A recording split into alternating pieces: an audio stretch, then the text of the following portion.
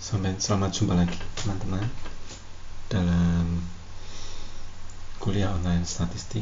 Semoga teman-teman tidak bosan mendengar omongan saya. Bagaimana kabarnya?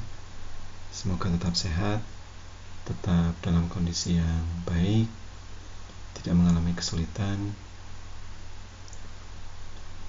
Pada kesempatan ini saya akan mendiskusikan tentang distribusi statistik sampel. Ada beberapa topik. Yang pertama tentu saja saya perlu menunjukkan relevansinya, lalu apa sebetulnya dimaksud dengan distribusi statistik sampel. Kemudian saya akan menunjukkan beberapa percobaan yang bisa teman-teman lakukan, dan kemudian mungkin memikirkan kira-kira apa yang akan teman-teman amati, lalu kesimpulan apa yang bisa teman-teman ambil dari percobaan yang akan teman-teman lakukan. Baik.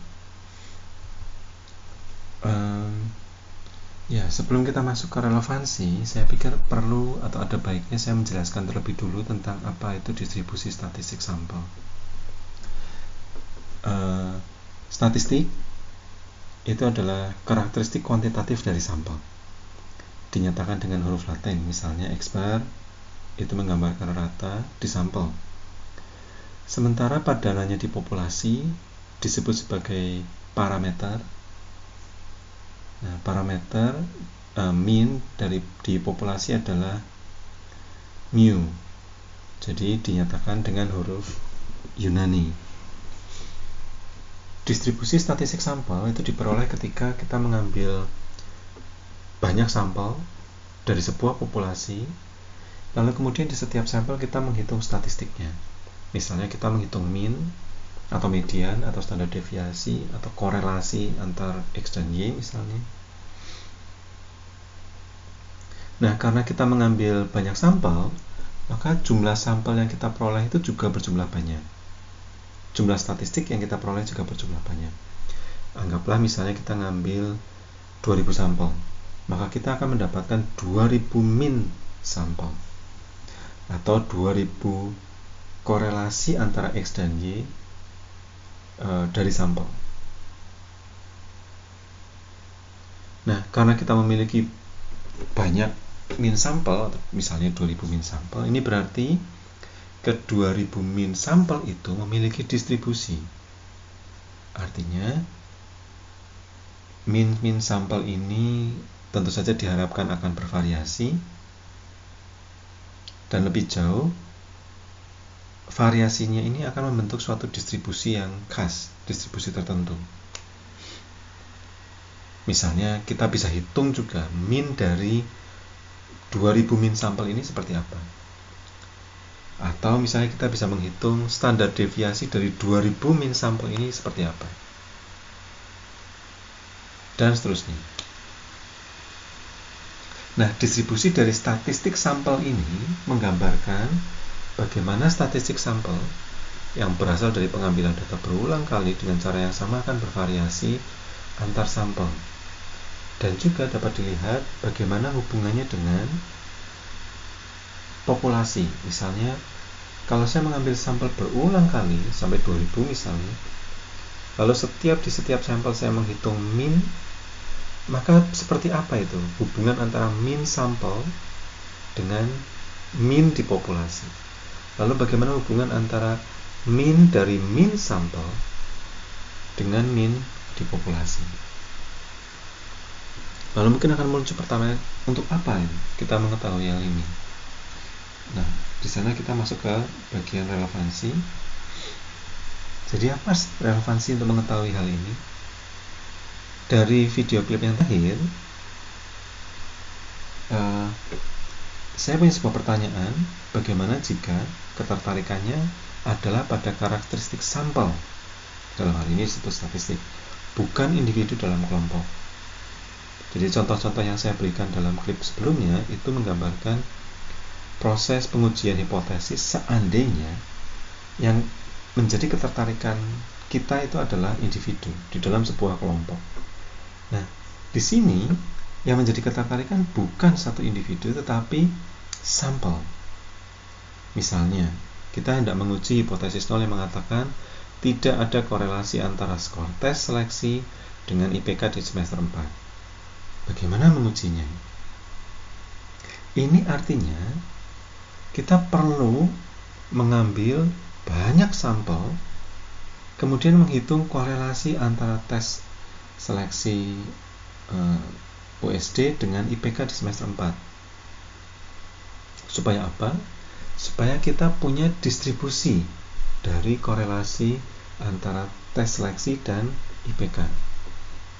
Kalau kita memiliki data tentang itu, distribusi yang itu, sekarang kita bisa menguji sebuah korelasi, angka korelasi dari sebuah sampel. Apakah sampel ini memiliki probabilitas yang besar berasal dari sebuah populasi tertentu. Dalam hal ini adalah populasi dengan korelasi antara tes seleksi dan IPK sebesar 0 atau hipotesis 0 benar. Nah, tentu saja kita tidak bisa melakukan itu dalam kondisi nyata. Kita hanya bisa mengambil hanya sedikit atau mungkin bahkan hanya satu sampel saja dalam sebuah penelitian. Nah, oleh karena itu, kita perlu mengetahui seperti apa sih perilaku dari statistik secara umum. Perilaku dari statistik sampel secara umum itu seperti apa? Sehingga kita bisa melihat keterkaitan antara statistik dari sampel dan parameter di populasi. Kalau kita tahu keterkaitan antara keduanya, kita akan punya kemampuan untuk bisa menarik kesimpulan tentang apa yang terjadi di populasi hanya dengan data di sampel. Nah, untuk melakukan ini, untuk bisa mengetahui perilaku ini, kita harus berasumsi atau kita harus melakukan simulasi yang dapat menggambarkan bagaimana sih keterkaitan antara statistik dan populasi, statistik dan parameter. Gimana caranya? Ada dua percobaan yang bisa teman-teman lakukan untuk melihat seperti apa sebetulnya hubungan antara statistik dan parameter. Percobaan yang pertama dilakukan secara manual. Teman-teman bisa download data yang sudah saya upload di Moodle. Judulnya data class .csv. Jadi datanya dalam bentuk CSV. Nah, dari data ini silahkan teman-teman mengambil data secara random sebanyak 5 kasus. Datanya terdiri dari 45 kasus. Ambil 5 saja secara random. Tentu saja, mungkin teman-teman masih ingat, random itu tidak sama dengan acak, tidak sama dengan asal atau sembarang. Tapi teman-teman harus punya suatu sistem untuk bisa mengambil 5 kasus yang menjamin bahwa probabilitas untuk memperoleh probabilitas untuk setiap kasus dalam data ini untuk menjadi sampel itu sama besarnya. Nah, caranya misalnya teman-teman bisa lempar koin untuk setiap kasus, gitu ya. Kemudian atau tuliskan setiap kasus pada satu kartu. Kemudian pilih kasus dengan cara mengocok kartu dan memilih 5 kartu yang teratas. Atau kalau teman-teman cukup familiar dengan Excel, teman-teman bisa menggunakan perintah rand, rand. Nah, dengan menggunakan program ini, jika nilai yang keluar lebih besar daripada 5/45 atau 1/9, lalu data itu tidak diambil dalam menjadi anggota sampel. Tapi kalau lebih kecil, maka dia diambil sebagai anggota sampel. Baik. Nah,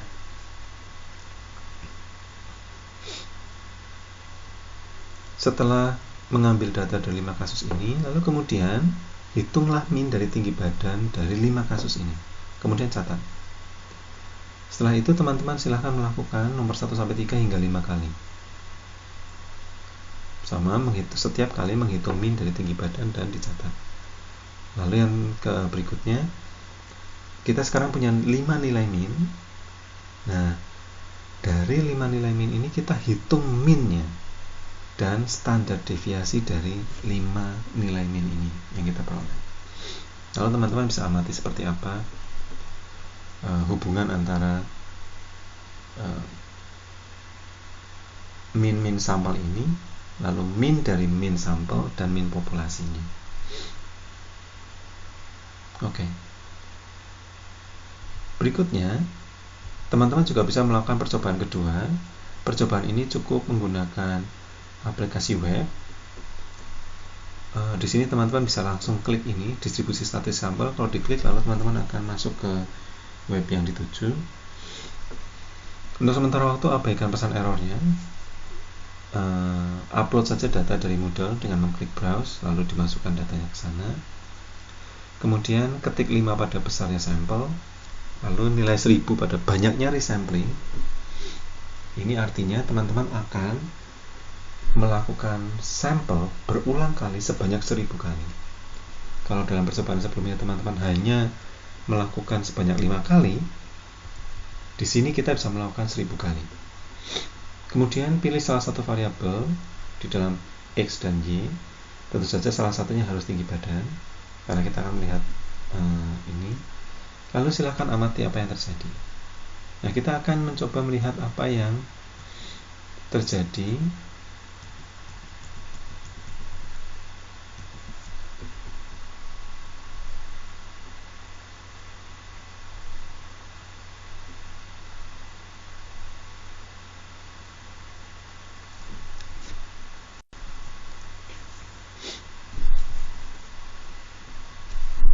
baik. Sudah ditampilkan. Ini aplikasi webnya seperti ini. Kemudian kita klik browse untuk mencari datanya. Data kelas CSV. Nah, begitu datanya diupload, lalu pesan errornya hilang semua. Kemudian kita pilih X-nya adalah tinggi badan. Kemudian resamplingnya misalnya 1000 kali. Nah, oke. Nah, programnya sudah mengeluarkan hasil. Yang bagian atas ini adalah min.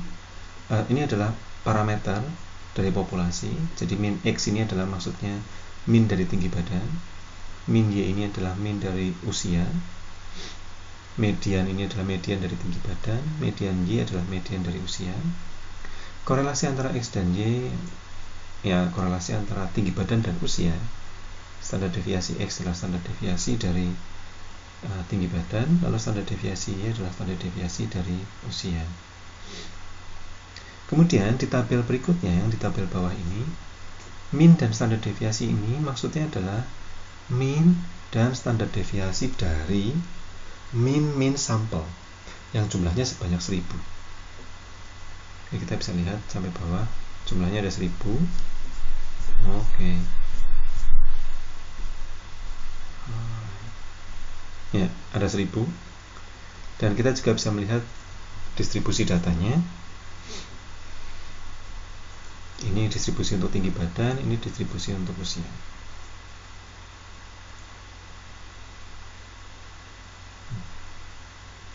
Sepertinya terbalik. Ini distribusi untuk usia, lalu ini adalah distribusi untuk tinggi badan.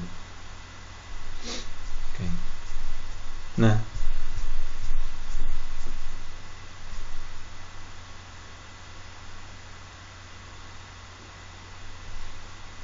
kemudian dari sini kita bisa amati beberapa hal. Nah, apa yang bisa diamati dari sini itu yang menjadi tugas teman-teman untuk dipikirkan dan didiskusikan.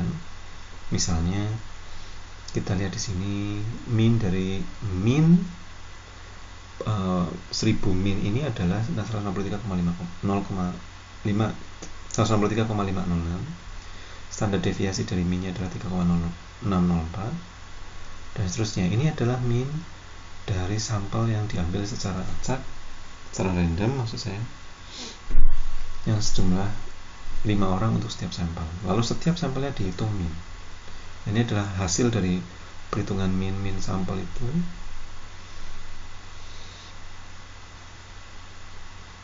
Oke. Nah, kita kembali ke sini. Ada beberapa hal, ini adalah sedikit penjelasan tentang tampilan dari aplikasi webnya. Ada beberapa hal yang perlu teman-teman pikirkan atau didiskusikan. Yang pertama adalah apakah yang dapat disimpulkan mengenai min dari setiap sampel. Jadi, apa yang bisa teman-teman pikirkan atau lihat dari min-min sampel ini. Kemudian, apa yang dapat disimpulkan mengenai kaitan min dari min sampel dan min dari populasi. Yang ketiga, ubahlah besarnya sampel menjadi lebih besar dan amati besarnya standar deviasi dari min sampel. Apa yang terjadi? Bagaimana kaitannya dengan standar deviasi populasi? Begitu juga dengan hubungan antara min sampel dan min populasi. Seperti apa? Dan hubungan antara min dari min sampel dan populasi. Lalu yang terakhir adalah, dapatkah kamu menemukan hubungan antara standar deviasi dari min sampel dengan standar deviasi dari populasi? Itu yang akan silakan teman-teman diskusikan. Saya tunggu jawabannya, saya tunggu diskusinya di Moodle. Kita ketemu lagi di klip berikutnya dan saya akan menjelaskan beberapa hal terkait dengan jawaban-jawaban dari pertanyaan diskusi ini. Sampai jumpa lagi.